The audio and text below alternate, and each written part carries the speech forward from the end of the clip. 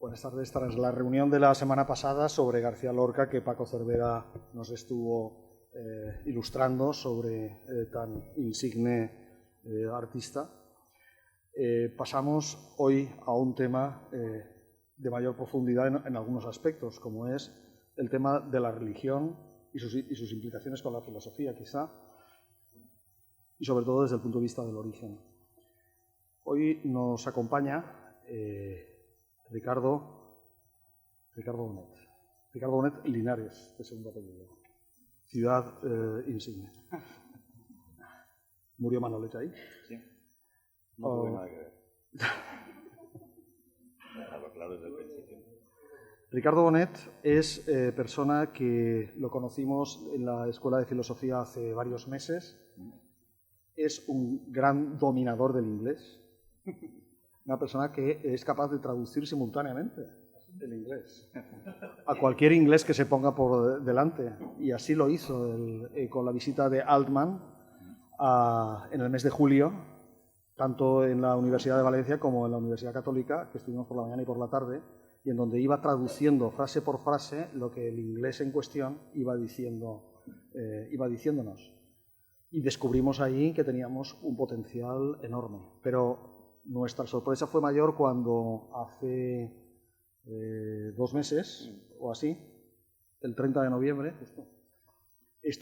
nos invitó a ir a una charla que daba en Benimaclet y empezó a hablar sobre los orígenes de la filosofía, de la religión, el mito, el logos, todas estas cosas. Y yo le dije, macho, esto tienes que soltarlo de alguna manera aquí.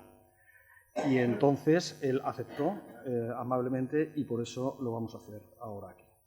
Ricardo es licenciado en Filosofía, tiene también el máster en Desarrollo, Instituciones e Integración Económica de la Universidad de Valencia y es profesor de Filosofía y profesor de Inglés. ¿Algo más? Bueno, ya está bien, ¿no? Ya está bien. Bueno, no. Esto ya... Vale, y eso es lo que, en definitiva, avala su presencia para hablar de un tema tan espinoso a veces como puede ser todo lo que significa los contactos entre la religión y la filosofía. Y sin más consideraciones, tienes la palabra. Sabes que tienes el tiempo que consideres oportuno, en torno a 20 minutos, 30 minutos, pero luego uno pierde el control. Sí. Y luego... Habéis venido cenados, ¿no? En debate. Así que... Muy bien.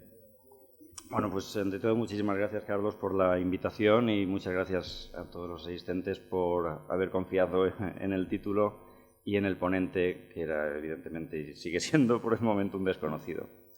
Es verdad que esta charla se deriva de esa que empezamos el 30 de noviembre, donde intentamos ver esos orígenes de la filosofía y donde nos quedamos pues, en las primeras puertas, en los milesios, en Tales, Anaximandro, Anaxímenes, y la relación que podían tener con los mitos y con el pensamiento recogido en obras tan importantes como el poema del Gilgamesh o las obras de Homero, Hesíodo.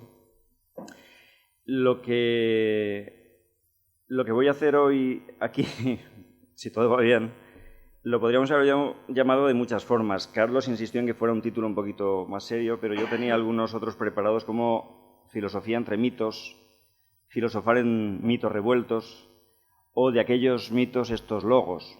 Pero al final nos quedamos con el título que hoy les ha traído aquí. El objetivo, como sí que ponía en la página web, es intentar encontrar, bueno, no, es proponer un posible encuentro, y luego ya los que sepan, pues ya me dirán si voy bien o voy mal, pero un posible punto de encuentro entre unos tipos de religiones, vamos a ponerlo entre comillas, muy particulares y muy importantes en la Grecia clásica y podríamos decir el comienzo con grandes mayúsculas de la filosofía en Platón. Y esta va a ser la piscina a la que me voy a tirar en bomba. ¿De acuerdo? Voy a insistir en que es un juego de interpretación. Me queda mucho tiempo por estudiar y mucho tiempo por aprender cosas para venir y dar una tesis y decir, esto es lo que creo que es. Esto es un juego de interpretación. Vamos a jugar a interpretar, vamos a describir lo que eran los ritos mistéricos, en 2 casos en particular, y vamos a jugar, a intentar encontrar relación entre esos juegos de los ritos mistéricos con una parte muy pequeñita de la obra de Platón. Así que vamos a ello. Voy a empezar, si os parece, tuteándoos, porque creo que por la juventud de la sala esto es obligatorio. Hablando primero de las divinidades ctónicas que poníamos ahí, que queda muy bonito de poner nombres curiosos, ¿vale? Pero me voy a centrar en esos mitos sobre Dionisos y sobre Orfeo, y para eso tenemos que saber primero qué son las divinidades tónicas, esas pertenecientes a la tierra, al inframundo, las divinidades que se oponen a las divinidades celestes. Es curioso el nombre, esas tónicas, viene de la palabra griega któn, que hace referencia al interior profundo de la tierra. Hay otras palabras en griego para tierra, como galle, ¿no?, de donde viene Gaia, etcétera, etcétera, que hace referencia más a la superficie. O jora, que es el territorio poseído en algún momento por alguien. En este caso, las divinidades tónicas, y quito ya la K forzada del principio, pero háganse claro que no son tónicas porque llevan acento, sino porque vienen de la tierra, evocan a la vez abundancia y tumba, ¿vale? El origen de esas divinidades, la aparición, surge, dicen los que saben, de un sustrato mediterráneo en la zona de Anatolia, lo que sería la actual Turquía, y que evidentemente estaba en estrechísimo contacto con las civilizaciones griegas. Y símbolos de esas divinidades nos los vamos a encontrar en el Neolítico, en la Edad de Bronce, en la forma que todos conocemos de las grandes madres, las madres tierra. Todos tenemos bastante clara la imagen de alguna de ellas, particularmente famosa. La transformación que nos interesa surge a partir del 2.º milenio antes de nuestra era, y especialmente en la zona de Creta, donde empiezan a aparecer personajes asociados a esos primeros personajes de la gran madre tierra. Personajes que van a desplegar en esas nuevas creencias o esas adaptaciones todo el potencial que tienen estas divinidades. Algo que nos encontraremos también será la duplicación de esa gran madre tierra en 2 divinidades que luego van a ser fundamentales para esta propuesta que os traigo hoy, que serán Deméter y Perséfone, la gran madre y la gran hija. Deméter siendo más, luego veremos, una divinidad olímpica, una diosa celeste generalmente, aunque no siempre, y Perséfone más una divinidad tónica perteneciente al inframundo, porque ya saben pues, que fue raptada por Hades, ya hablaremos de esto. Lo cierto es que las fronteras entre las divinidades olímpicas y las tónicas, las del cielo y las de la tierra, son en ocasiones confusas. Zeus y Hermes también recibían sacrificios al estilo de las divinidades del inframundo o tónicas. Heracles y Asclepio dependen de en qué momento y en qué lugar se les considera divinidades celestes o divinidades del inframundo o tónicas. Hécate, otra de las diosas, un poquito de mal rollo porque se le sacrificaban cachorros en los cruces de camino, lo cual queda un poquito chungo en la actualidad. También era una de estos personajes que tiene un origen olímpico, pero se le ofrecen tratamientos y ofrendas que no son propias de esos personajes. ¿Quiénes eran, en contraste, los dioses olímpicos? ¿De dónde surgen los dioses olímpicos? Evidentemente son griegos, el nombre no podía ser más claro, del Olimpo, pero es una evolución a través de la cultura micénica, y recordamos que la cultura micénica se extiende desde aproximadamente el año 1600 al 1100 antes de nuestra era, con ecos minoicos. La cultura minoica nos retrotrae al 3.er milenio, desde el 2700 más o menos hasta más o menos 1450 antes de nuestra era, momento en que empiezan el declive que los llevará a desaparecer. Y como digo, los dioses olímpicos es esa evolución de los pobladores, de los conceptos y las prácticas de los pobladores que había antes de las tribus griegas en aquella zona. El panteón micénico está plagado de divinidades que luego vamos a reconocer en el Olimpo. Otras influencias que vamos a encontrar en los dioses del Olimpo, de dónde surgen, quién los quien los inventa o quien los define, podemos encontrarlas en el Oriente Próximo o en Egipto. Pero hay algo que va a marcar completamente la evolución de los dioses olímpicos, que es la aparición y el establecimiento y desarrollo de la polis. La polis como institución, como unidad política en esa Grecia que pasa de la arcaica o de la anterior a la arcaica, la aparición de la polis va a generar un repensamiento, una redefinición, un ajuste de las divinidades olímpicas a los intereses de esa polis. ¿Qué sucede para que la polis quede establecida?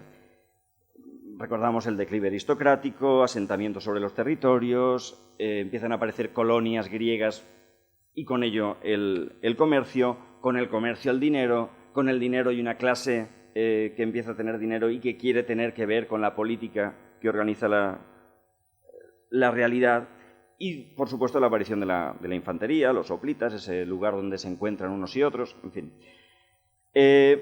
Lo que sí que tenemos que tener claro es que si hablamos de la polis, no podemos hablar de religión. Los griegos no tenían una palabra para religión porque lo que había en la polis no era religión, no religión como nosotros la entendemos en la actualidad. Los cultos, las tradiciones, las prácticas que llamaríamos religiosas eran parte completamente integrante de la vida en la polis. Uno no escogía la religión, ni siquiera se le pasaría por la cabeza salirse de religión. En la actualidad tampoco la solemos elegir, pero siempre nos queda lo de apostatar o lo de cambiarnos de religión, pues como hace Woody Allen en la película, ¿no? Probarlas todas intentando encontrar cuál. En aquel momento es impensable. Los cultos olímpicos están asociados completamente a la vida en la polis. Los dioses olímpicos son antropomórficos, en esto todos hemos visto las películas, viven en una especie de relación familiar, el jefe es Zeus, ese es el gran mandamás, después de muchos problemas llegamos hasta Zeus, y hay una jerarquía muy estricta y una división absoluta entre los dioses y los seres humanos. Los dioses inmortales, eternamente jóvenes, y los seres humanos, pues no, ¿vale? Ni eternamente jóvenes ni inmortales. Lo importante es que los dioses olímpicos son los garantes de la organización interna de la polis. Digamos que los cultos serían como las relaciones exteriores con la divinidad. Los cultos que los griegos hacen para esos dioses olímpicos es la forma que tiene la polis de relacionarse con las divinidades. La polis no podría existir sin los dioses y los dioses son tratados como tal, como parte integrante de la polis. Esos dioses de la polis, esa religión cívica, se encarga de cosas como organizar los festivales en el cambio de estación, las etapas de la vida, los sacrificios animales, las relaciones de los individuos con la comunidad y los individuos con los gobernantes. Todo lo que es puramente cívico, cómo vestirse, cómo comportarse, todo. Un manual de buenas prácticas de un ciudadano de una polis pasaba por saber lo que los dioses habían hecho en las historias de Hesíodo o de Homero y, por tanto, lo que marcaba el buen comportamiento.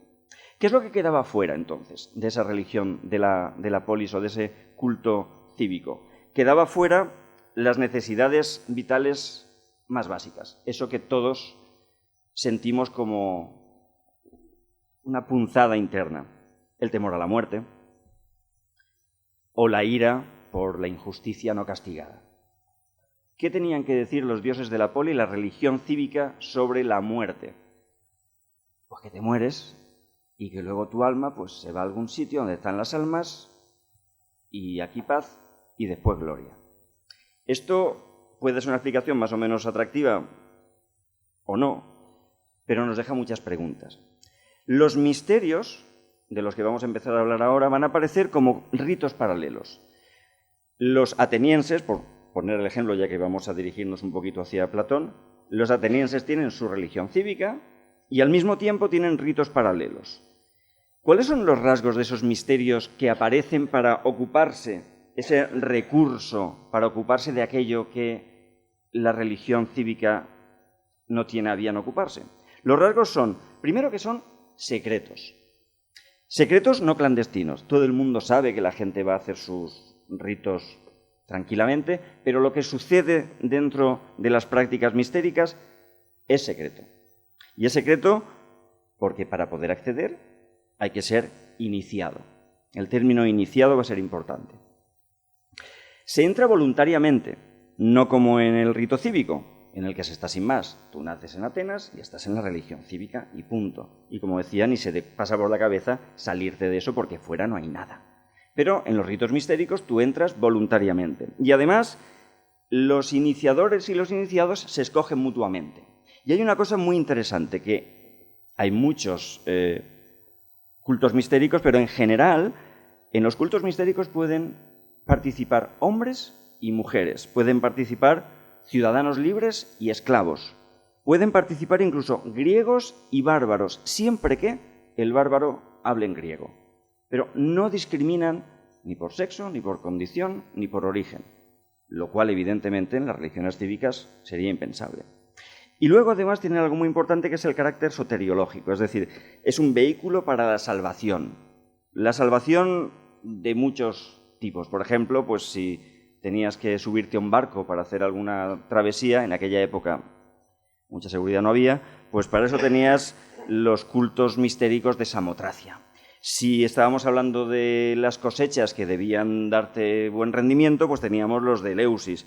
Y si te tenías que salvar de la enfermedad y la muerte, pues teníamos ritos como los dionisíacos o como los órficos. Es curioso porque ya en este punto podemos citar algo que dice Platón, algo así como que puede ser que los que instituyeron los ritos no sean estúpidos, aunque lo parezcan, puede que sea que no fueran estúpidos del todo. De hecho, Platón escribe en sus obras, lo de lo que asume o no asume Platón está por determinar, que quien no llega al Hades preparado al haber cumplido los ritos, el que no llega preparado según esos ritos mistéricos iniciáticos, yacerá en el fango, en comparación con los que sí que llega preparado, que tendrán una vida más allá mucho mejor. En Platón va a ser muy importante esa idea, en algunos lugares. Me da siempre mucho apuro decir lo que es importante para Platón, sabiendo que Antonio Lesta está en la audiencia. Pero bueno, le he pedido que sea bueno conmigo y que no me pegue demasiado fuerte en la cabeza que estoy estudiando. Otra de las características de estos ritos es que suponen un bálsamo para la depresión. Para la depresión por muchas cuestiones, por enfermedad, por el fracaso, por el miedo a la muerte. Si miramos los ritos de iniciación dentro de esos cultos mistéricos, en muchas ocasiones reproducen algo como un trance agónico que supera el que se está iniciando. Simbolizan, pues en algún caso, tocar la cabeza de una serpiente, que eso debe dar mucho miedo siendo la serpiente de verdad, con una falsa serpiente. O simboliza un descenso al mundo de los muertos que superas con bien y luego ya eres un iniciado. Cuando te introduces en los cultos mistéricos, sientes que hay, como diríamos, una capacidad de esos ritos de solucionar aquello que te genera el malestar, la sensación de agonía o de depresión. Sobre todo estos ritos están centrados en el consuelo individual. No son ritos cívicos de la polis, sino que son ritos pensados para el individuo, cualquiera que sea su origen. Y siendo cierto que los ritos tienen un origen muy remoto, como veremos, muy remoto, lo que los hace particularmente atractivos para nosotros es que toman su forma y cobran su importancia especial cuando aparece un individualismo propio de la Grecia a partir del siglo VIII. Cuando surge el concepto de individualismo, de individuo como separado no diríamos del bien común, pero sí del aparato común al que pertenece, esos ritos que le calman sus problemas particulares y sus angustias particulares se hacen muy importantes. De hecho, en la Atenas de Sócrates y de Platón, todo el mundo sabe que hay muchísima gente que acude a esos ritos, tan importantes como los de Eleusis, que no están muy lejos de Atenas, como 20 kilómetros, en un santuario, donde hacen unas procesiones larguísimas andando, donde pasan por encima de un puente antes de entrar. En el puente además se les insulta brutalmente por parte de los que están por allí, como parte de purificación previa para entrar. Algunos dicen que esos insultos desaforados y a veces haciendo alusiones sexuales y a sus vicios más políticos más terribles, podían ser hasta el origen de la comedia. Pero bueno, eso lo dejaremos para otro rato. El primero de los cultos a los que me voy a referir es el dionisismo, el de Dionisos. Todos hemos escuchado hablar de Dioniso y vamos a explicar un poco qué tiene Dioniso que no tenga yo, ¿no? Que no tengan otros dioses griegos. Y es que Dioniso es uno de los dioses más raros y más atractivos de todos los que un griego se puede encontrar. Es hijo de un dios y una mortal, lo cual en principio no lo haría un dios, lo haría un héroe, como mucho, pero es dios. Y además, según varias versiones, muere y resucita. Lo cual para un dios que es inmortal, morir pues no acaba de tener mucha, ¿vale? Como veremos a continuación. Pero claro, cuando un dios ha muerto, ha vivido una experiencia que todos nosotros hemos de vivir. Por tanto, ese dios tiene muchas cosas que contarnos, tiene mucha luz que arrojar sobre una experiencia que nosotros también vamos a pasar. La historia, bueno, ya sabéis que las historias de mitología son como un folletín, ¿vale? Pero básicamente sabéis que Zeus tiene como pareja a Hera, Zeus no para quieto, ¿vale? Es un dios que le gusta pues andar de aquí para allá, por decir el término sin entrar en connotaciones demasiado sexuales, y en una de esas salidas seduce a Semele de Tebas, que es la hija de Cadmo, que además es sobrina de Europa, que es hermana de su padre. Por tanto, lo de Zeus es un no parar. Es decir, vamos a ver, ya has raptado Europa, te la has llevado, ahora la sobrina. Hera, evidentemente, está un poquito mosca, como todos podemos entender. Y como es muy lista, incita a Semele diciéndole, mira, cariño, este tío te está engañando porque no es un dios. Este dice que es Zeus, pero ¿y tú cómo lo sabes? Y aquella dice, ay, pues no lo sé. Pues pídele que te lo demuestre. Hay varias versiones sobre el cómo se lo demuestra, ¿no? Uno es, seguro que no hace el amor contigo como lo hace con Hera.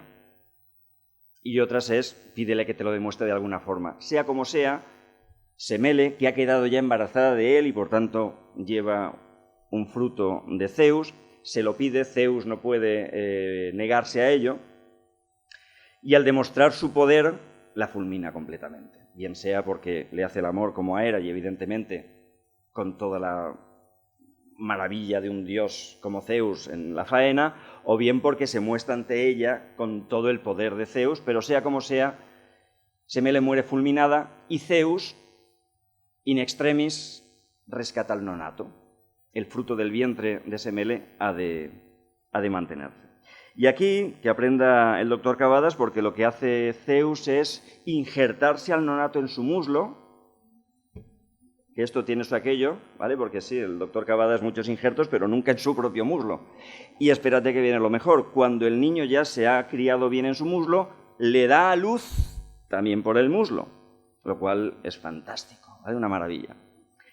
Aquí es donde sucede algo, y es que, de repente, ese hijo en principio de un dios y una mortal, acaba siendo hijo de un dios a través de un dios. Zeus es padre y madre, ¿vale? Y perrito que le ladre. Por tanto, ese hijo va a ser Dios, ¿vale?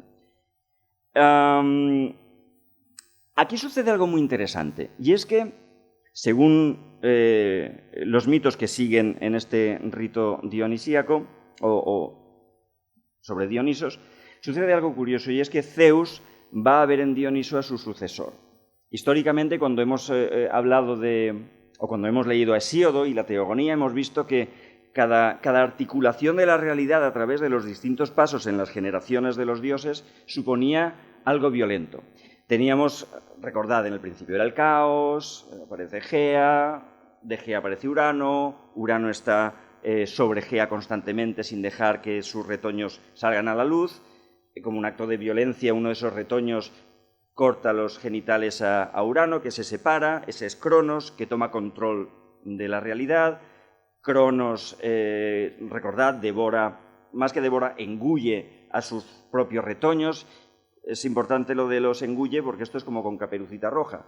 Si el lobo devora a Caperucita Roja, aunque luego venga el leñador, como no traiga hilo y aguja, y luego a ver qué trozo es de la abuela y cuál es de Caperucita. Lo importante es que los engulle enteros. Y uno de los que no logra engullir es Zeus, y Zeus con los titanes captura y somete a Cronos. Son todo actos de violencia, pero en este Zeus considera la posibilidad de entregar a Dioniso ese trono celeste. Hay algunos que no les va a venir nada bien, que son los titanes, muy mosqueados. Muy mosqueados. Al niñato este, ¿qué le tiene que dar? Los titanes llenos de envidia, van a descuartizar y devorar al muchacho como una solución de compromiso, algo así rapidito, ¿vale?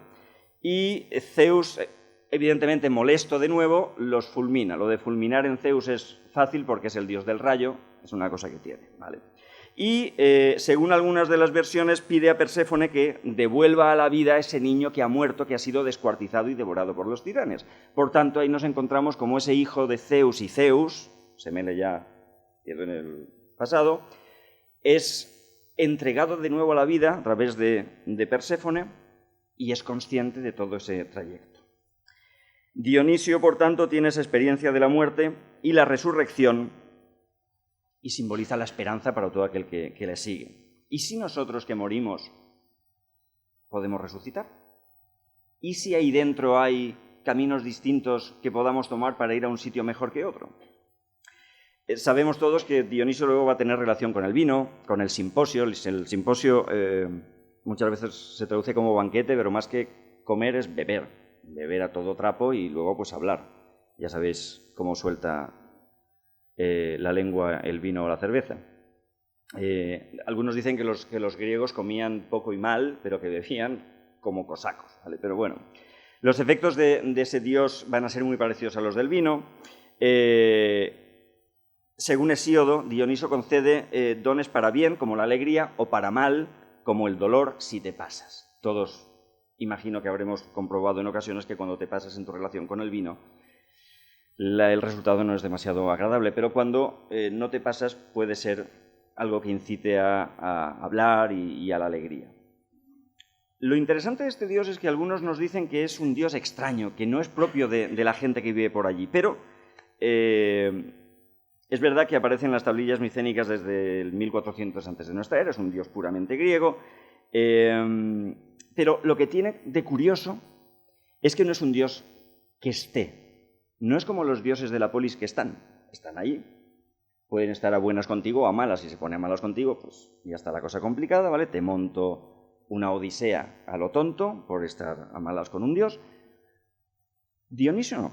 A Dionisio se le invoca. Se le invoca a través de altares donde se sacrifican animales y donde se amontonan sus cenizas. Se le invoca. El dios aparece, pone todo patas arriba y luego se va. Es un dios muy curioso.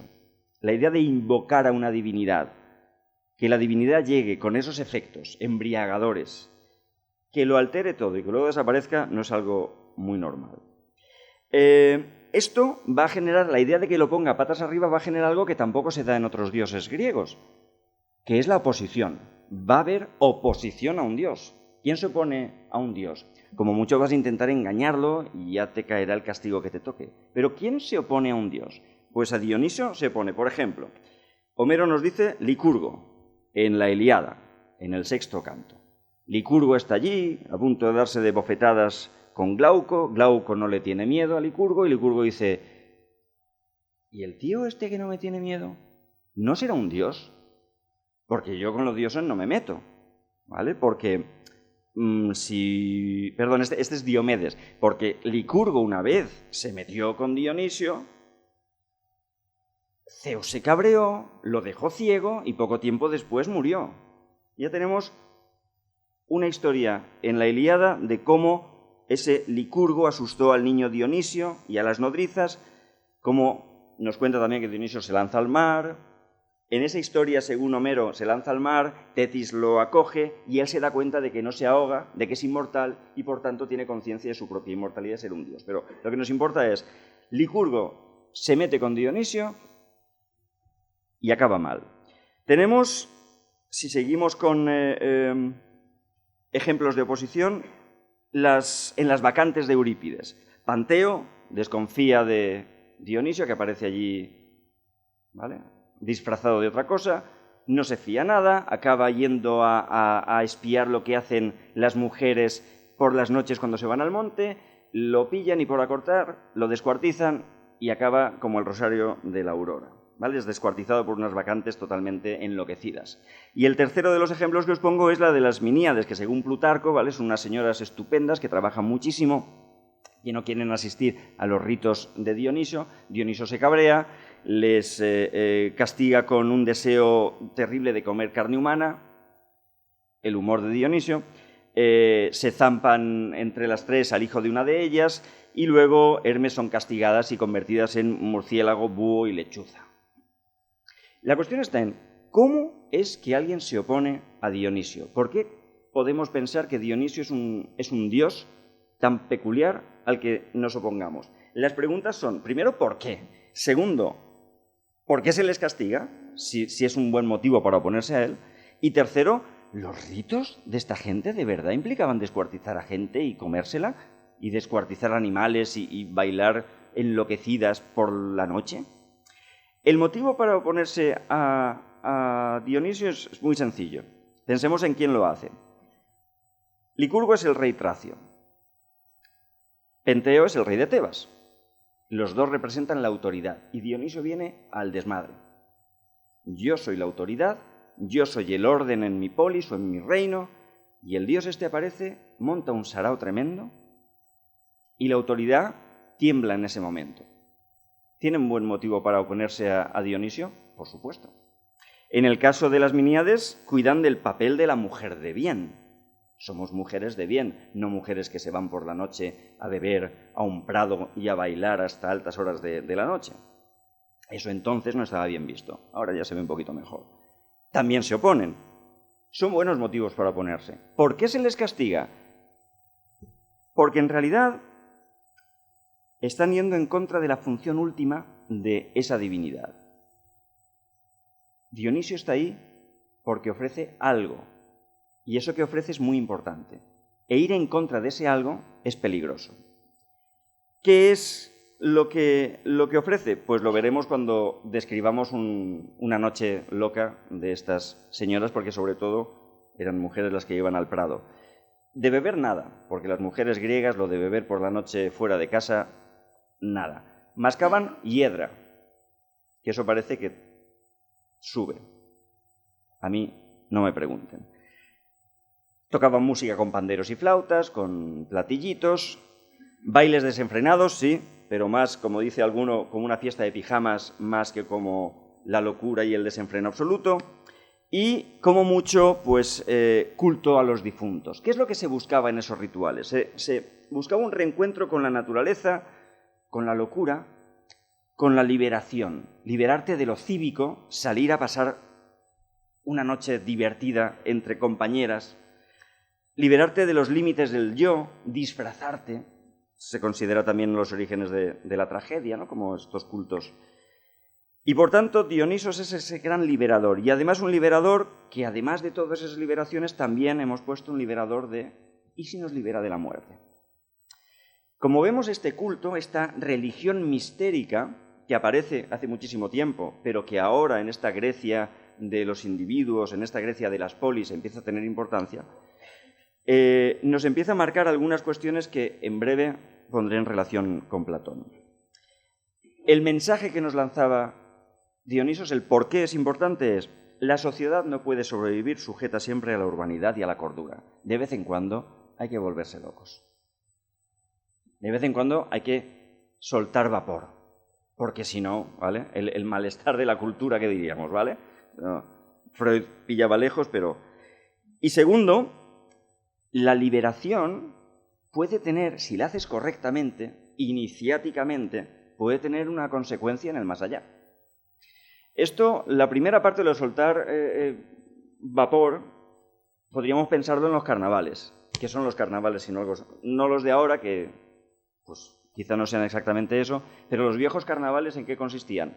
En soltar vapor antes de que empecemos la época de la Cuaresma. La más rígida, la más dura, la de más introspección, la que la que va a tener que ver con el momento más duro de la época del año, ¿no? Era algo así parecido.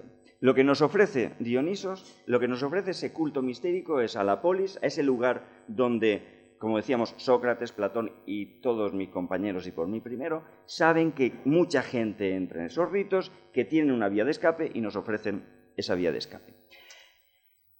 Ese rito, y voy a mentir diciendo que voy acabando ya, va a tener una modificación con el orfismo. El orfismo es una reinterpretación de ese mito inicial, y ahí es donde sí que vamos a encontrar un aroma platónico, que no sé si lo huelo porque tengo alguna lesión al cerebro que te hace oler cosas raras que no están, o si a lo mejor sí que puedo estar autorizado a ello. Eso luego ya me lo diréis, si os parece. ¿Quién es Orfeo? ¿Quién es Orfeo? Porque Orfeo no es un dios. Claro, Dioniso está la cosa clara, es un dios que nace de Zeus en persona, de su propio muslo, pero Orfeo no aparece ni en los relatos de Homero ni en los de Hesíodo. Sí que sabemos que participa en la misión de los argonautas, que está en el barco Argos, y los argonautas son la generación anterior a los que se van a Troya a liar la parda. Por tanto, sabemos que más o menos debió vivir sobre el año 1200 antes de nuestra era. Vale. Aquellos que estaban en el Argos era un poco como el equipo A. ¿Os acordáis del equipo A?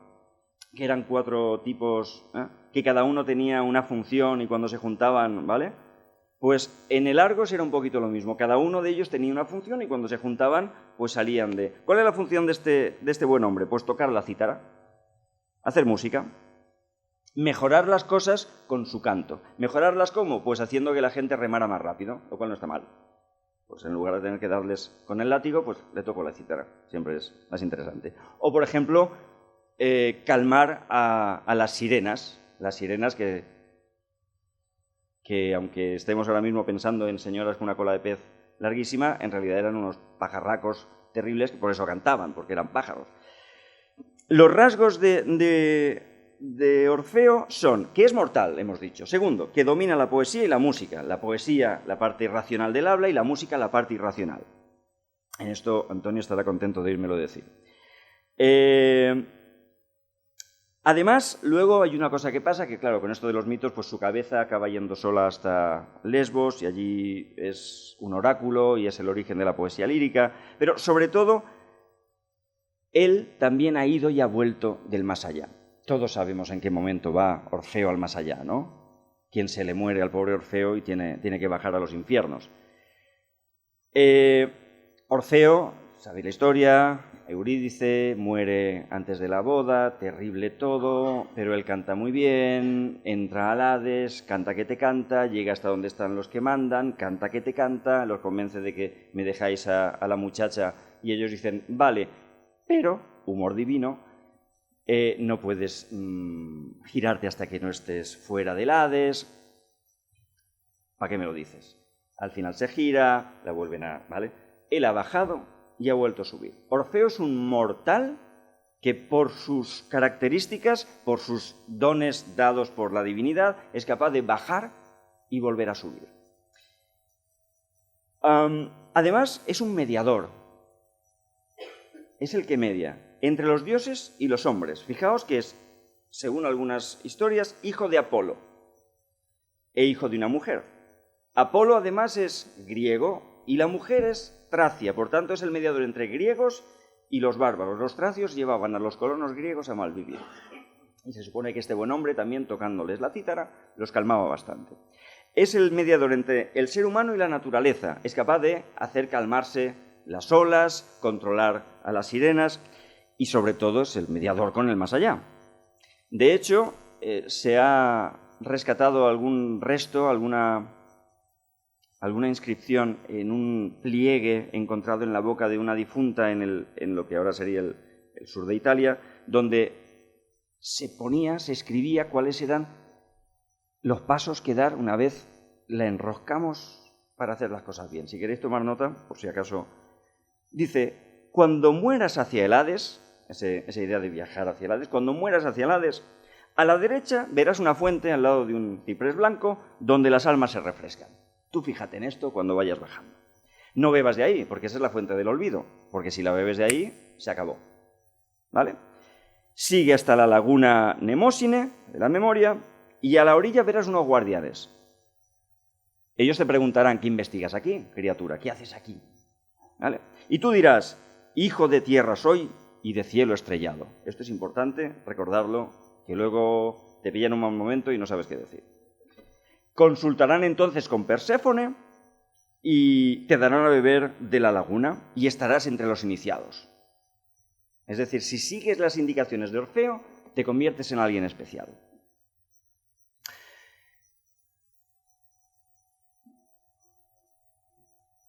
La cuestión es que lo que nos ofrece ese nuevo mito, y en lo que nos vamos a ir acercando ya a la filosofía, es ¿cómo puede mejorar esto? No diríamos mejorar. ¿Cómo puede esto pasar a ser parte de la filosofía de Platón, ese gran primer filósofo, no el primero de todos, pero el primer gran filósofo con su visión general de todas las cosas? Pues primero porque la historia de Orfeo, el orfismo, nos reinterpreta la visión de Dionisos. Y nos reinterpreta de una forma muy curiosa la muerte. ¿Recordáis que Dionisos ha sido fulminado junto con los titanes se lo han comido, ¿vale? Y ahí el orfismo nos interpreta algo nuevo. Cuando Zeus fulmina a los titanes, con el contenido de Dionisos dentro, de esa tierra mezclada, con las cenizas de los titanes, la sangre de los titanes y de Dionisos, crea al ser humano. Y el ser humano tiene una dualidad. De la tierra aparecerá su cuerpo mortal, y de la sangre que está mezclada, el alma divina. Pero es que además, su alma divina tiene la sangre de los titanes perversos y del joven Dioniso. Por tanto, el alma divina tiene una parte maligna que ha de ser purgada, ha de ser reconducida, y una parte buena. La idea que va a ser fundamental es que esa parte mala de titanes que hay en los seres humanos debe ser purgada, debe ser purificada, pero en una vida no da tiempo. Cuando morimos, tendremos que realizar eso que los griegos llamaban muy pomposamente, para nosotros, no para ellos, claro, metempsicosis, y volver a otro cuerpo, reencarnarnos en otro cuerpo, y en ese otro cuerpo intentar seguir purificando hasta que estemos, como diría Píndaro, en la última de las encarnaciones o en la última generación, uno es rey o atleta y se reintegra después de la muerte ya en la condición divina, y aquí paz y después gloria también. Vale. Estos mitos órficos, esta religión que ya hemos dicho por qué aparecía, qué es lo que cubría, nos da un dualismo antropológico de cuerpo y alma, un dualismo moral del alma, hay una parte buena y una parte mala, hay una retribución en el más allá, hay una transmigración de las almas, muy interesante, sin carácter de sexo, porque tú hoy puedes ser un hombre, pero después de la transmigración ser una mujer o viceversa, por tanto las almas no van a tener ninguna distinción en ese caso.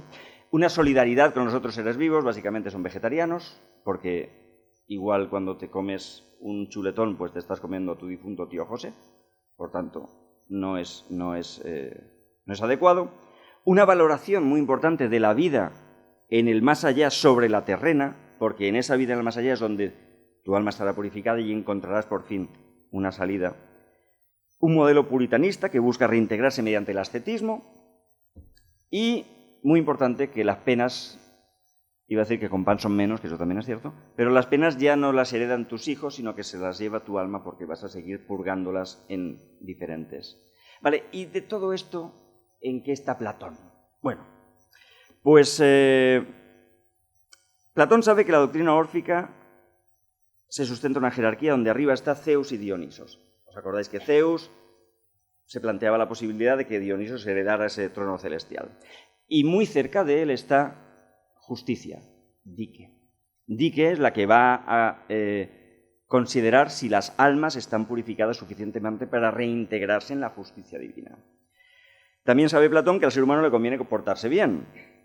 Y en las leyes, Platón parece recurrir al orfismo para apuntalar su sistema ético, para, digamos, hacerlo, y aquí ya me tiro a la piscina del todo, para hacerlo vendible entendible, inteligible, aceptable.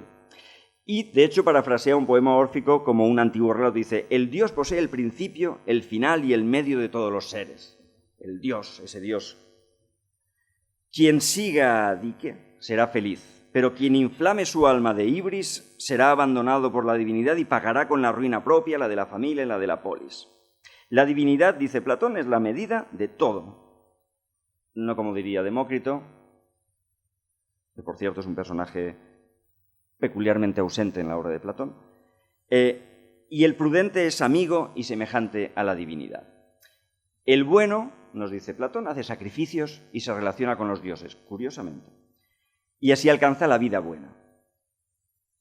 Por tanto, lo que nos vamos a encontrar en Platón, y esta es la propuesta, quizás lo he dicho demasiado serio, lo que propongo que nos podemos encontrar en Platón, vamos a rebajar las pretensiones, es ese poder omnímodo de la divinidad, la función de la justicia, vigilando junto al bien para la reintegración de las almas, la promesa de castigos en el Hades y la idea de que los iniciados, los sensatos, son buenos, puros, píos y tienen recompensa. Y los no iniciados, los insensatos, son malos, impuros, impíos y no tienen recompensa. En Leyes, en un pasaje, el 881 A y B, dice: la muerte no es el final, sino que los castigos que hay en el Hades son más fuertes. Es necesario que los castigos de aquí no sean inferiores. Podríamos hablar de una especie como de estrategia coercitiva que culmina en Platón con una serie de mitos escatológicos preciosos que nos encontramos al final del Fedón, por ejemplo, del Gorgias, o el famosísimo y preciosísimo mito de al final de la propia República, ¿no? Donde cuenta exactamente cómo también puede pasar a la otra parte y ver qué es lo que sucede con las almas una vez han muerto, que se le permite no beber de las aguas del olvido, que ve cómo se hace un nuevo reparto de papeles y cuando está a punto de ser repartido, reaparece en su cuerpo inicial, que están a punto de chamuscarlo, por cierto, y lo cuenta todo. Hay una serie de pasajes órficos en Platón que voy a comentar para ir acabando. Y el primero estaría en Menón, dice algo así como que el alma es inmortal, que hay que ser píos, recuerda, citando a Píndaro, el castigo que pide Perséfone para expiar las culpas. En la República, en el libro segundo, se ironiza con el premio de una borrachera eterna para los píos y a los impíos se les obliga a revolcarse por el fango. Lo de revolcarse por el fango es una cosa que les encanta a los griegos como señal de mal rollo, de que los ha hecho muy mal. Y hay otra cosa que les gusta mucho que es: y tendrán que llevar agua con un cedazo, que es básicamente como: ¡hala! Ahí lo llevas. Eso es. Y ya si se te cae, pues total, tienes toda la eternidad en el fango, así que ve tirando. Y en el Crátilo, Platón adjudica a los órficos la creencia de ese cuerpo como castigo para el alma, esa dualidad entre soma y sema, ¿vale? Platón supedita todo al todopoderoso dios órfico, el bien, apoyado en Dike, la justicia, que son las últimas dos grandes ideas que un filósofo puede llegar a conocer y hacia las que se encamina y gracias a las cuales, gracias a la idea del bien, existe todo, etcétera, etcétera, etcétera. Y sin embargo, Platón, sabiendo que el riesgo es grande, lo que hace también es rechazar a los charlatanes que emplean la doctrina órfica para embelesar a los demás y embaucarlos, pues yo qué sé, al palmar de Troya o este tipo de historias, ¿vale? Como detallito último nada más, y para que veáis que la figura de Orfeo va a aparecer, por ejemplo, también en el judaísmo o en el cristianismo, en algunas referencias. En la sinagoga de Gaza, a Orfeo se le identifica con el rey David, ¿vale? Curiosamente. Y hasta el siglo V, la figura del buen pastor en muchas ocasiones se identificaba con ese Orfeo capaz de llevar las almas adecuadamente hacia esa salvación. Y este es el juego que quería hacer. Aparte de la terrible turra que os he soltado, ver la idea de que detrás de algunos de los pensamientos que nos parecen extraídos de una filosofía totalmente racional, en el caso de Platón, se esconde una realidad social que era la religión en Atenas. No la religión cívica, sino esos ritos mistéricos de los que hablábamos. Y ya estaría todo. Han sido 20 minutitos, ¿verdad? Poco más o menos, pero se han hecho eternos. Más o menos.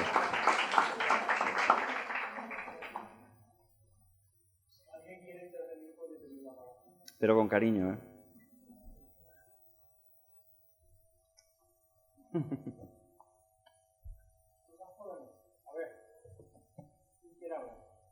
No, no sé si está encendido.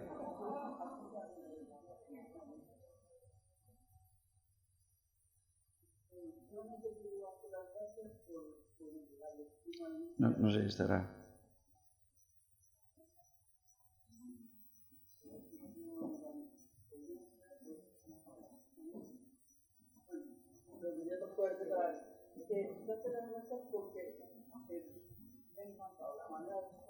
Muchas gracias.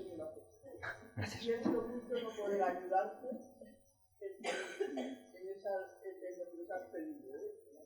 Sí.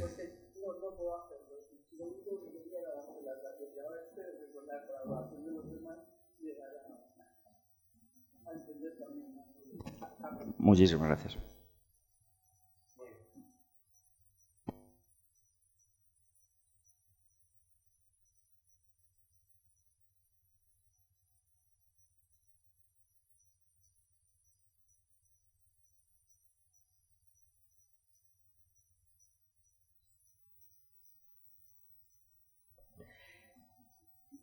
Esa es una buena pregunta. Históricamente me he quedado en 2 puntos. Hemos hablado del desarrollo de los ritos mistéricos y hemos dado el salto para ver cómo las características de los ritos las podíamos intentar encontrar quizá en el pensamiento, en la filosofía moral, si quieres, de Platón.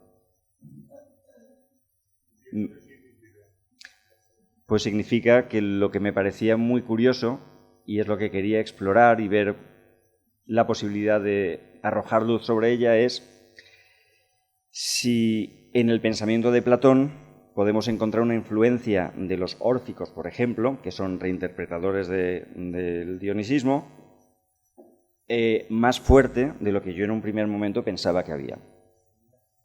Es decir, si la filosofía de Platón es heredera en una forma más fuerte del orfismo, en algunos aspectos, de lo que yo pensaba que era.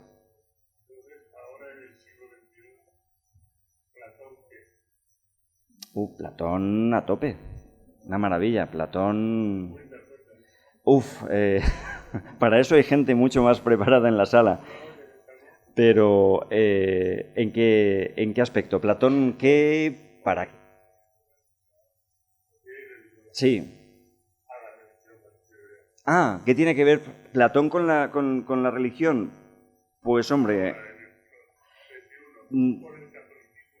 Claro, el catolicismo como forma de cristianismo y el cristianismo como... Hasta donde me llega mi conocimiento, que es escaso,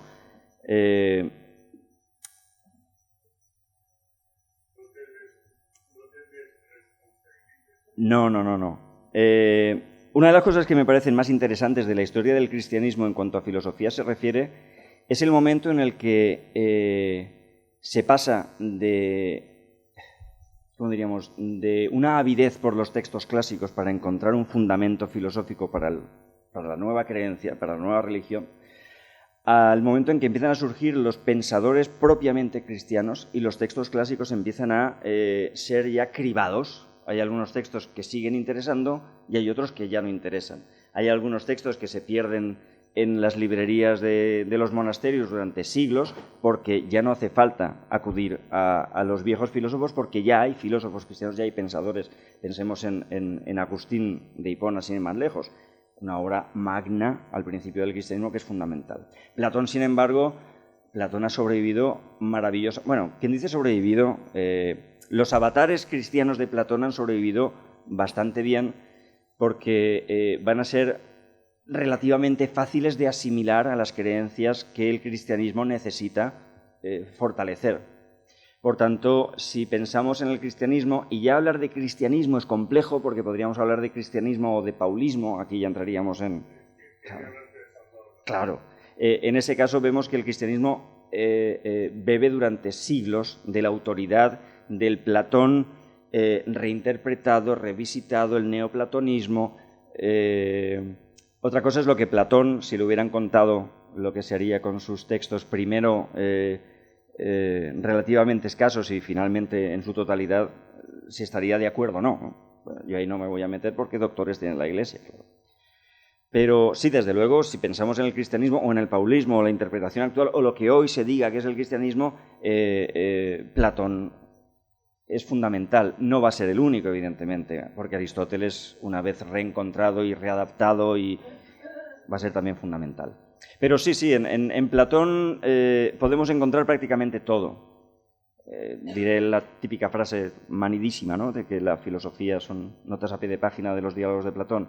Yo estoy en el paso de empezar a abrirlos de nuevo y de empezar a darme cuenta de que no sé si será todo, porque a mí los absolutos me dan un poco de miedo, pero hay muchísimo.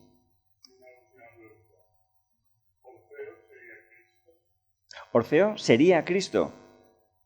Hombre, sería. Según, hombre, no, a ver, sí. No, claro, a ver, que ha habido una interpretación con él, precisamente si miramos que es hasta el siglo V, VI, es decir, hasta el momento en el que la filosofía cristiana y el pensamiento teológico cristiano se empieza a fortalecer con sus propias adaptaciones clásicas y su propia fuente personal, hasta ese momento sí que hay confusiones, equívocos, llamémoslo así, porque la doctrina establece que son falsos. Lo de la doctrina y lo de los dogmas de fe es muy complejo, evidentemente. Hay dogmas de fe que tienen 2 días y medio y, sin embargo, los hemos aprendido como si fueran históricos. Pues la virginidad de María, pues esto ha sido bastante reciente, o la infalibilidad del Papa, ¿no? Entonces, si puedo decirte que yo creo que Jesús era Orfeo, pues francamente no lo creo. No, es correcto, esto es bueno. Cítara no se le conoce. Muchas gracias. Hola. Yo es que cuando te oí la conferencia aquella o la charla aquella, vi que ibas por un derrotero que hoy no me ha parecido descubrir, sino que he visto que has cambiado sustancialmente, porque lo que me gustó de la intervención que tuviste la otra vez era todos los mitos que ha habido, tanto en la India, me acuerdo que te referías al Gilgamesh, te referías a distintos, en fin, mitologías, y cómo la filosofía llega en un momento dado, con Sócrates, Platón y todos los demás, que implantan o tratan de sustituir las creencias mágicas, ¿no?, por unas creencias reflexivas, en las cuales la filosofía, el pensamiento racional, sustituye al pensamiento mágico, al pensamiento mitológico que hasta entonces había existido, y cómo la filosofía es la que cambia la percepción del ser humano, no ya como un súbdito, como una persona que está sometida a las decisiones caprichosas de los dioses, y cómo el ser humano es un ser capaz de pensar y de razonar por sí mismo. Eso es lo que recuerdo que me conmovió de la intervención aquella, y era por si querías hacer alguna referencia sobre el particular. Si me lo pides así. No, lo que comentaba al principio, sí, lo que habíamos visto en aquella otra conferencia era, sí, precisamente esa relación que comentábamos al principio. Y en particular recuerdo que a Carlos le interesó mucho esa visión del poema del Gilgamesh y de algunos otros, pero particularmente de este, como fundacional para establecer los temas de la filosofía. Lo que es interesante en los mitos y en las mitologías, llamaremos mitología siempre, por supuesto, a las religiones y cultos que no sean el nuestro, a eso le llamaremos religión, claro, no, cada cual al suyo. Pero esas mitologías, lo interesante es que ya nos hacen ver desde hace miles de años cuáles son los puntos importantes, cuáles son los temas que de verdad vamos a estar dándole vueltas una y otra vez en el pensamiento humano. Lo interesante era que a partir de los milesios, a partir de ese florecimiento en las nuevas polis de la filosofía, de esa cosa fantástica que surge en un momento determinado, esos viejos problemas que ya tratan los órficos y que trata el Gilgamesh y que trata la Ilíada y la Odisea, esos viejos problemas se intentan abordar de otra forma. En el caso de Gilgamesh, Gilgamesh no es... Bueno, allí también hay divinidades por todas partes, ¿no? Pero Lo interesante de Gilgamesh es que es un personaje cargadísimo de ibris, podríamos decir. Es un rey terrible con su población, que no hace más que buscar bronca con los jóvenes y de aprovecharse de las mujeres. Y los dioses tienen que mandarle un compañero, Enkidu, para someterlo un poco, para medir su fuerza. Lo que es interesante de Gilgamesh, sobre todo, es su reacción a partir de la muerte, que también lo une precisamente con lo que estamos hablando en la actualidad, de la muerte de su amigo. Cuando Enkidu muere, cuando en una de sus salidas y de sus fechorías, y pues si talan todos los árboles del bosque sagrado, o si se cargan el toro del cielo, este tipo de historias, cuando los dioses deciden castigar a esa pareja de amigos que son unos macarras, deciden cargarse evidentemente al que menos relación tiene con ellos, que es Enkidu. Enkidu, que aparece en el bosque y que es socializado por una mujer a través de distintas cosas.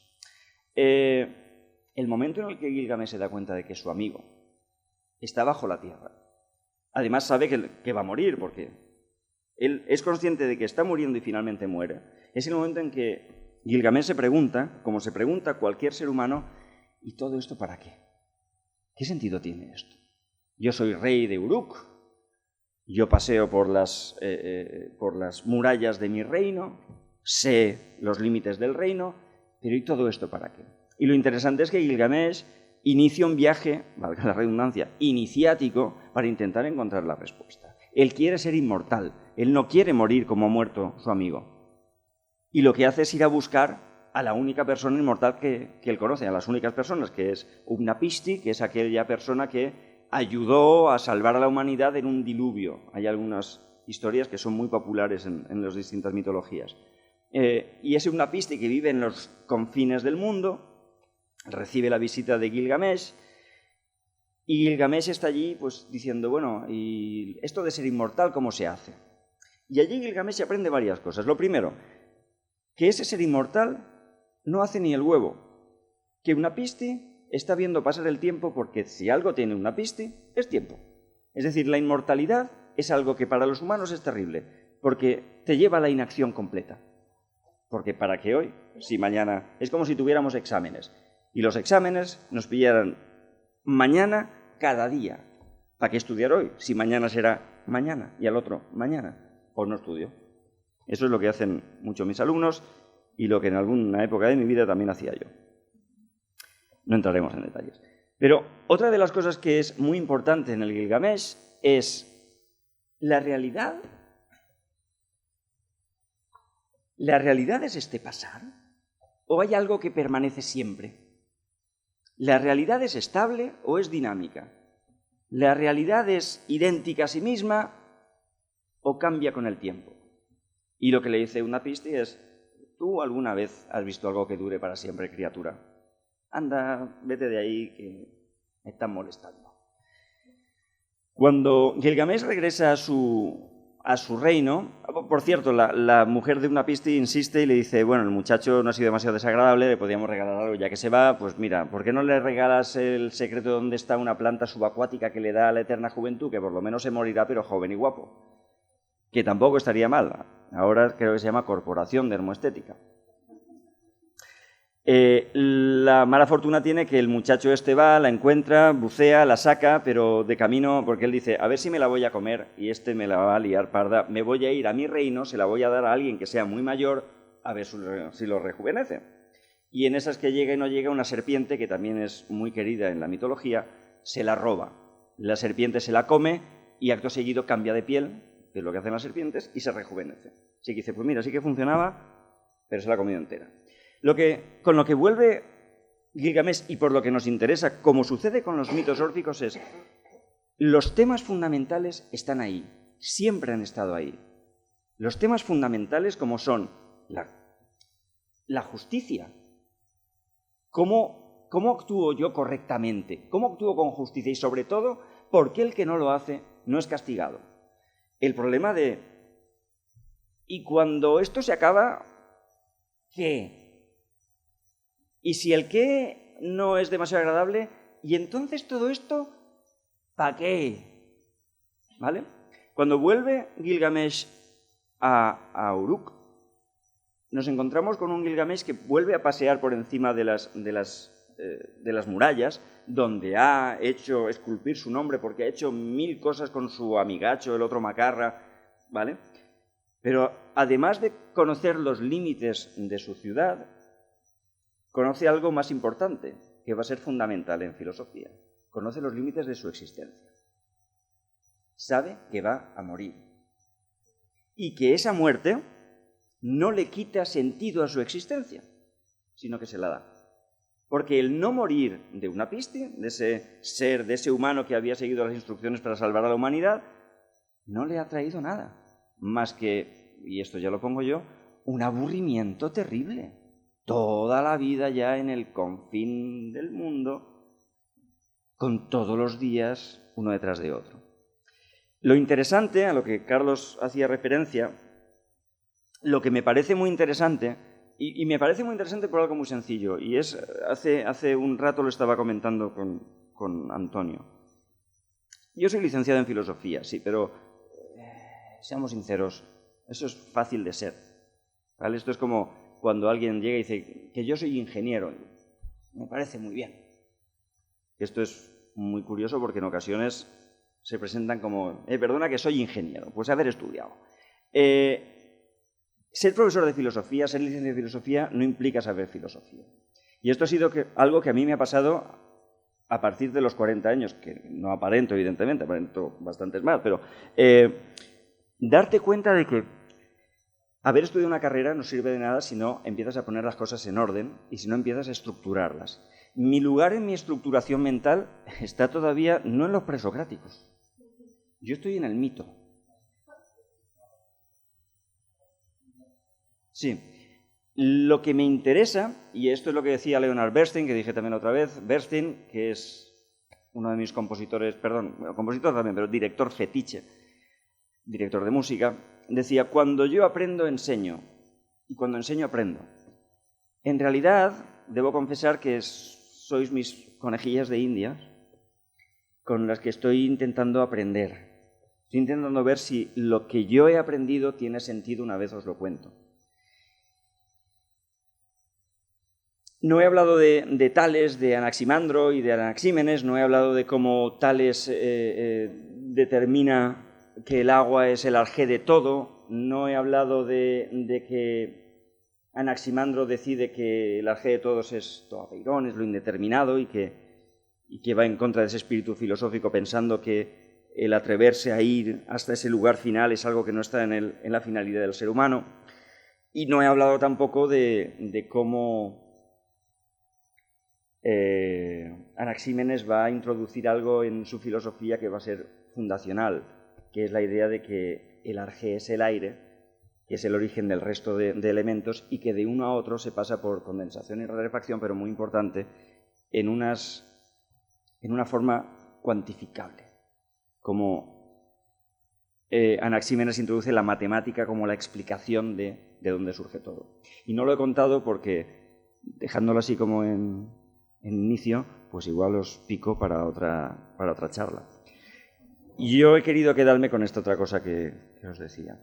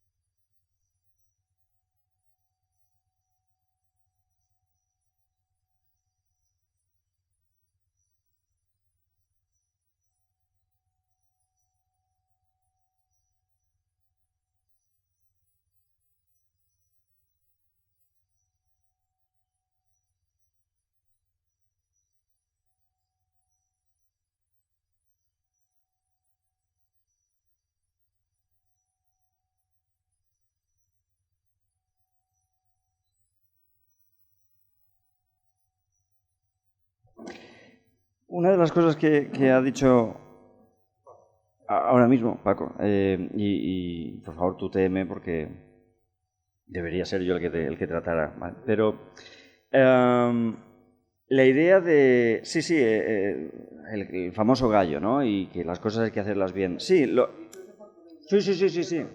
Otros muchísimos, evidentemente. La idea de justicia es fundamental. De hecho, la gran cuestión es qué es la justicia y cómo actuar de manera justa y cómo organizar la polis de forma justa. La justicia es fundamental.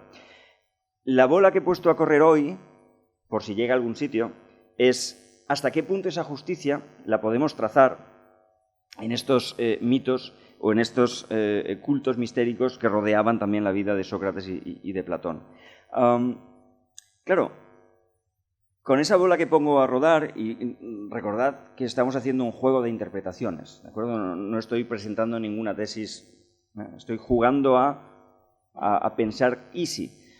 En esa bola, como digo, la idea de ese Sócrates que está aceptando tranquilamente la muerte como un iniciado que sabe exactamente qué va a suceder después y que sabe que su alma está a salvo porque sigue los caminos marcados, nos deja claro que lo importante es hasta el último momento saber que lo justo ha de ser realizado, porque Dike está esperando, porque va a ser juzgado, porque su alma con ese componente titánico, tiene que dejar de ser portadora de esa culpa original.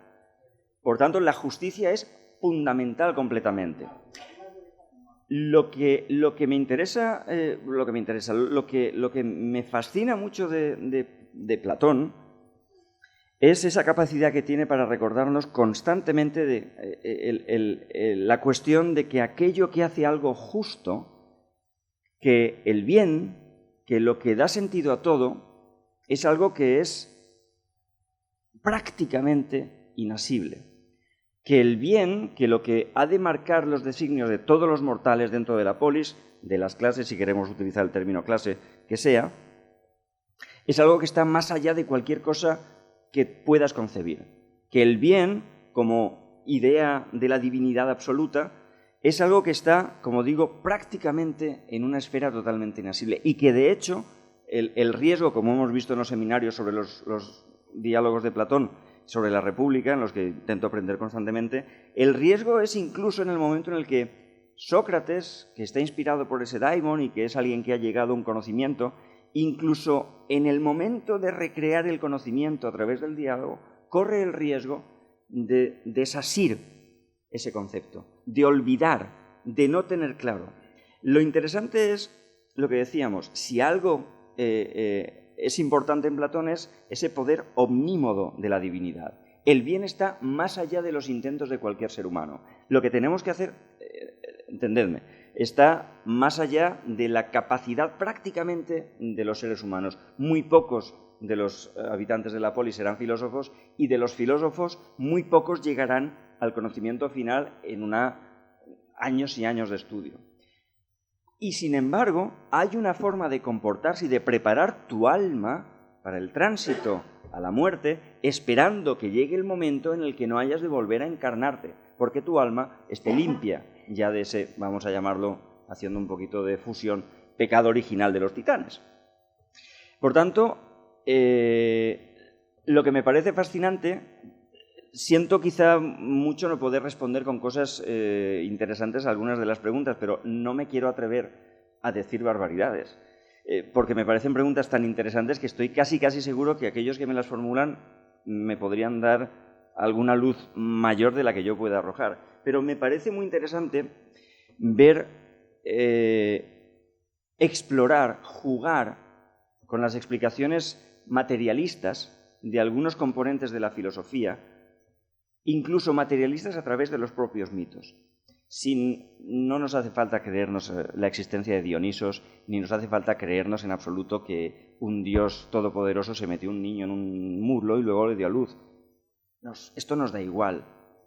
Esto es mitología, estos son cuentos. Pero dentro de los cuentos hay un intento de explicación articulada. Hay una racionalidad intrínseca en los mitos que va a ser el punto de partida de la filosofía. Sin la articulación de los mitos, como decíamos, sin que Hesíodo nos empiece a decir que el principio es el caos y que luego hay una serie de articulaciones a través de la violencia en el conocimiento de las cosas, sería imposible entender, por ejemplo, a Anaximandro y su apeiron y la idea de que la articulación de la realidad en algo cognoscible supone una alteración de la justicia, una adiquía, y que eso se ha de resolver después. Los mitos son cuentos, y cada uno puede llamar mitología a tantas religiones como quiera. Pero aunque no creamos en ninguna religión, poniéndonos en el extremo, saben el chiste, dicen que hay como unos 4.500 dioses censados, entre ser monoteísta y ser ateo solamente hay uno de diferencia, ¿no? Tampoco hay tanta distancia. Pero aunque no creamos nada, lo interesante en las religiones es que hay un intento de articulación. Hay un intento de hacer accesible a nuestra razón aquello que da explicación a la realidad. Evidentemente la carga de la prueba es muy compleja.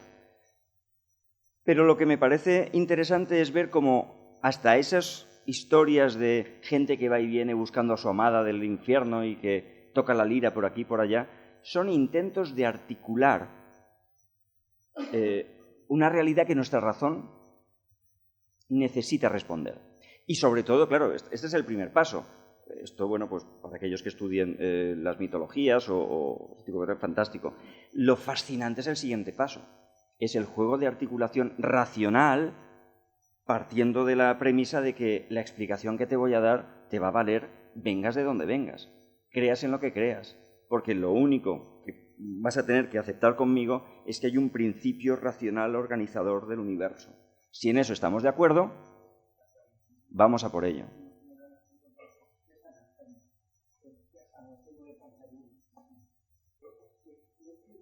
Sí.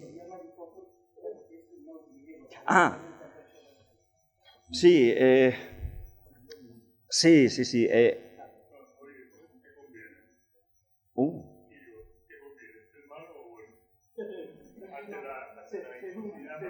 Ya.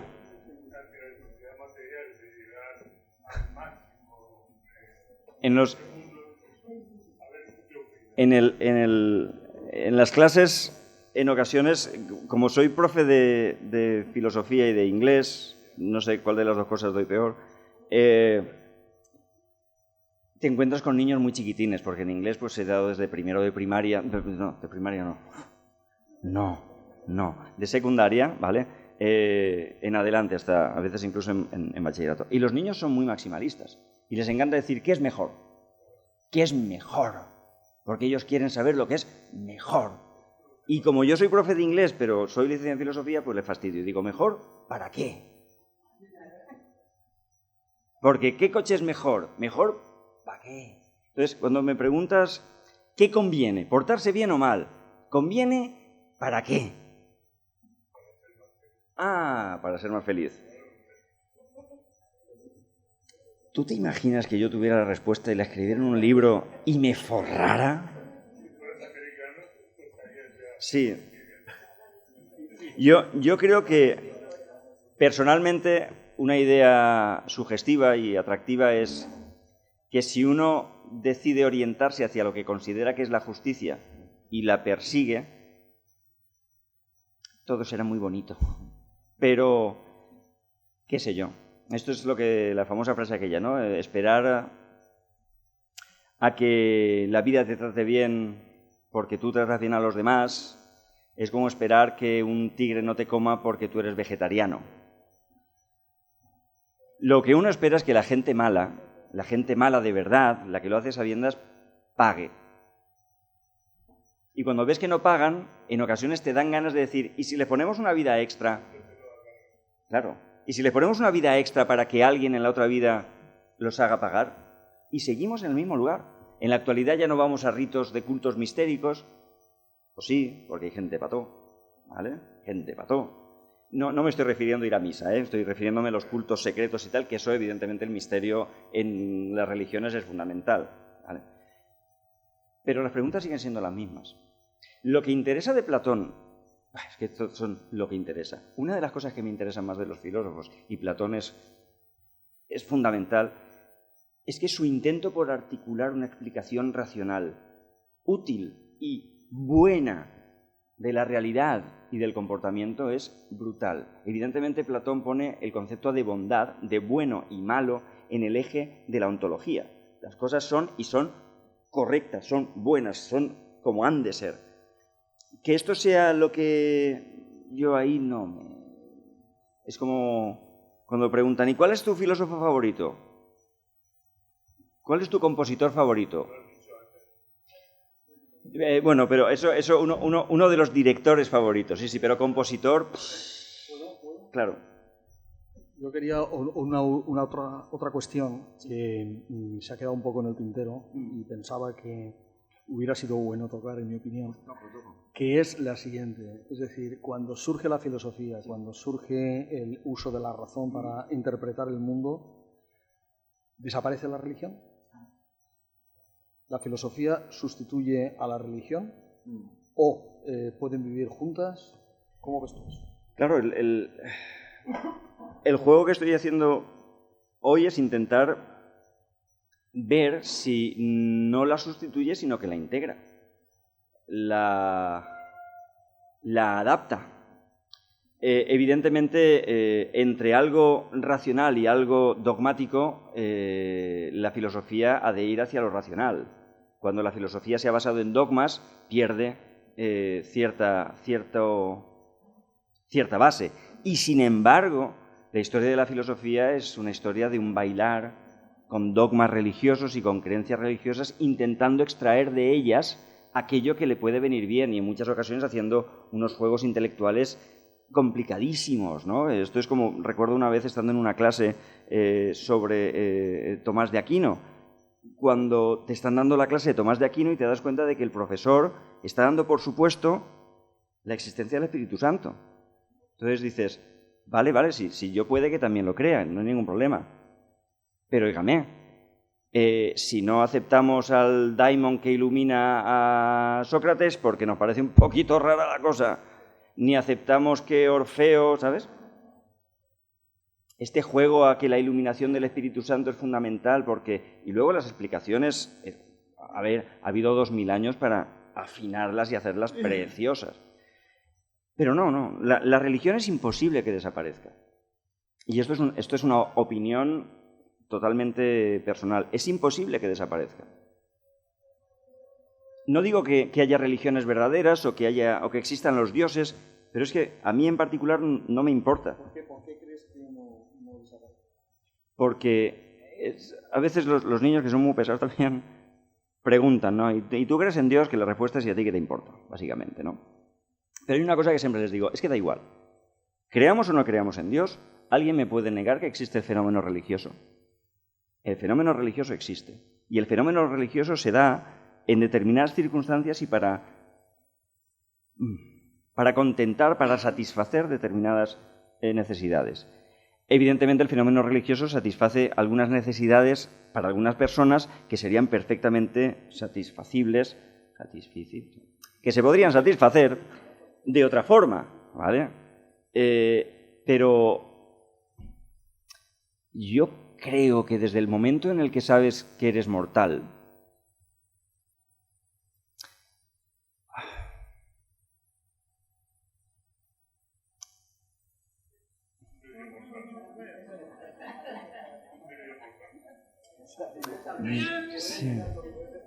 sí.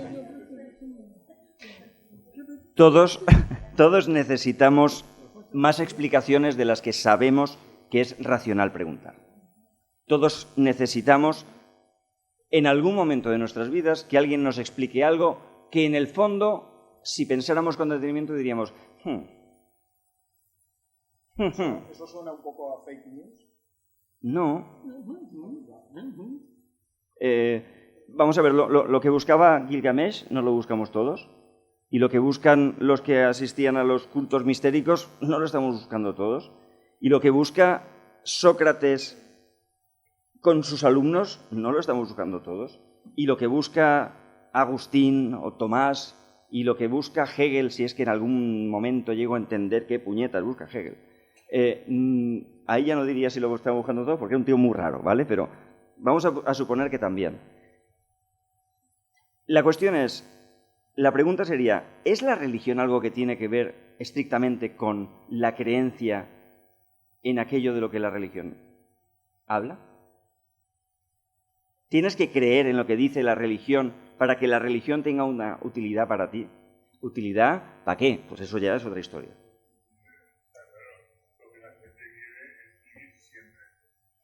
O vivir bien,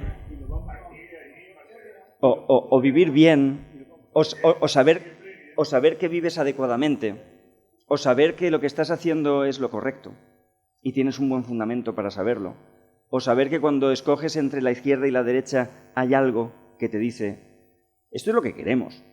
Otra cosa es que llegue Descartes y diga, pues mira, como no lo sabemos, tú escoge una de las dos y tira para adelante que ya veremos dónde llegas. Pero me estáis haciendo decir unas barbaridades tremendas, ¿eh? Así con cariño, ¿eh? He venido aquí a jugar, sí. Pero, a ver, dejarlo. Desde que el hombre llega a ser racional, siempre ha ido buscando los dioses. Entonces, dentro de esa filosofía, podríamos dentro de la evolución, hasta llegar a las religiones monoteístas, todos los hablados, siempre hay dioses buenos y dioses malos, dioses vivos y dioses muertos. El fin del hombre va hacia un fin terrenal, pero que siempre después hay un submundo. Entonces, nuestro conflicto entre hombres y hombres siempre está hablando. Si ese submundo que va después de la vida, nos vamos a dejar una vida que no sabemos para qué va a pasar. Ya. Sí, yo con lo que has dicho al principio, no sé si yo lo plantearía de la misma forma. No es que estemos buscando dioses, es que estamos buscando respuestas. Desde el momento en el que el ser humano es capaz de hacerse preguntas... Sí, respuestas, sí. Y las formas de responder, pues, tienen muchas similitudes, muchas de ellas, etcétera, etcétera, pero hay religiones ateas directamente. Sabemos que hay religiones donde no hay un culto a una divinidad, sino que son formas de vida, que también piensan, ¿vale? Pero...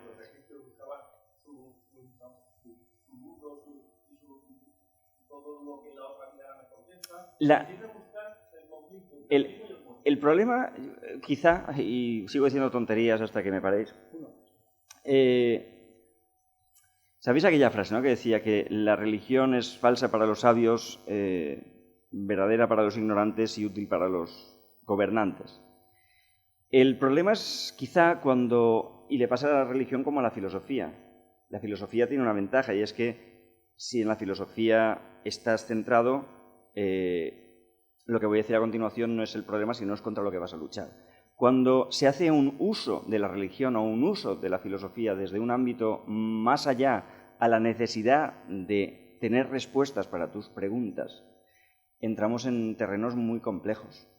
La filosofía, el filósofo, evidentemente, nunca permitiría eso. El buen filósofo, el filósofo que filosofa de verdad, sabe que no está adscrito a ninguna otra necesidad más que encontrar la respuesta.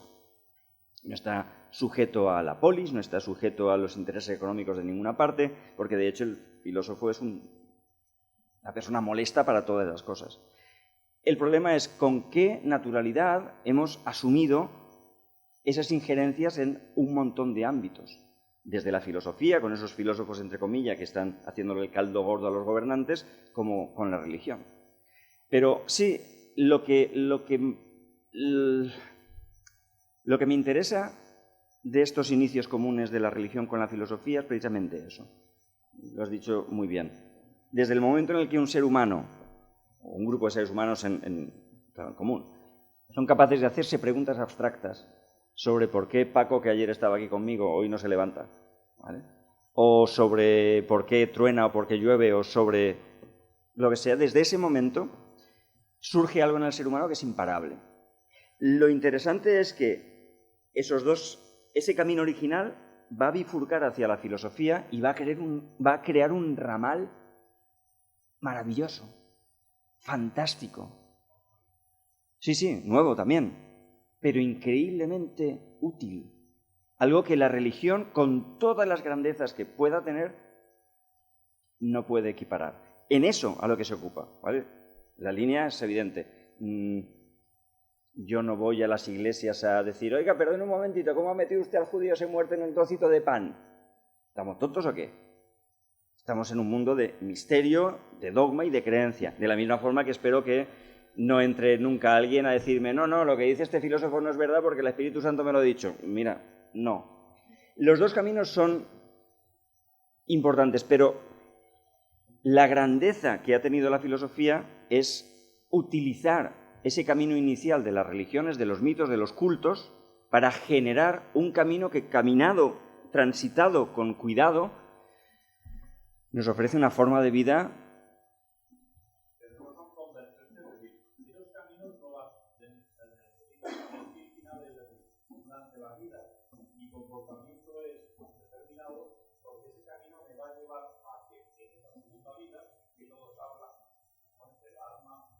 Ya, sí.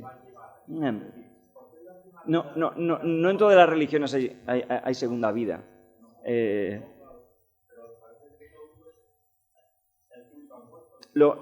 Sí,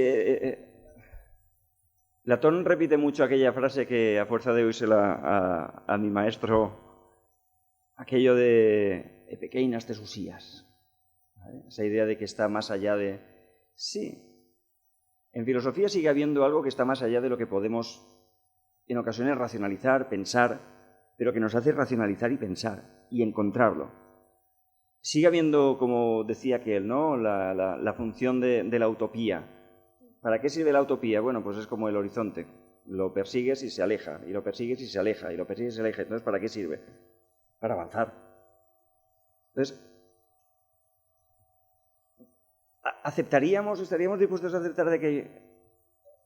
Quito el de... ¿Estaríamos dispuestos a aceptar que hay una explicación racional para absolutamente todo, e incluso para todo aquello que nos interesa desde el punto de vista filosófico? Yo no lo sé.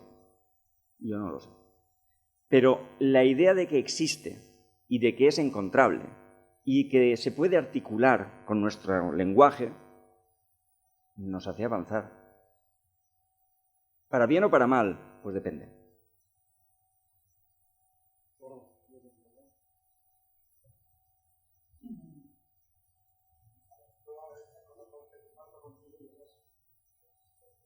Claro, hombre. Espero que discrepéis mucho, porque de lo que he soltado aquí...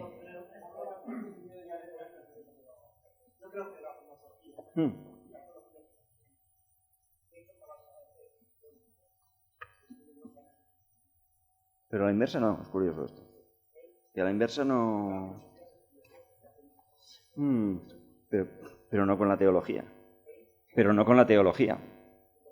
Sí.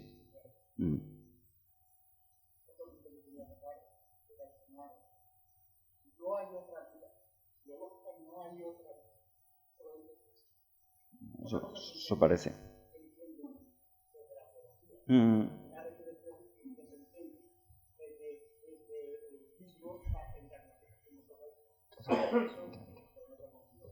Sí.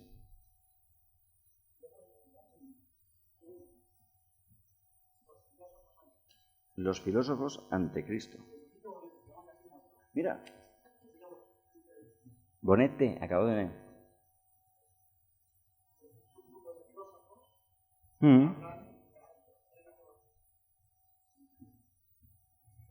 Muchas gracias.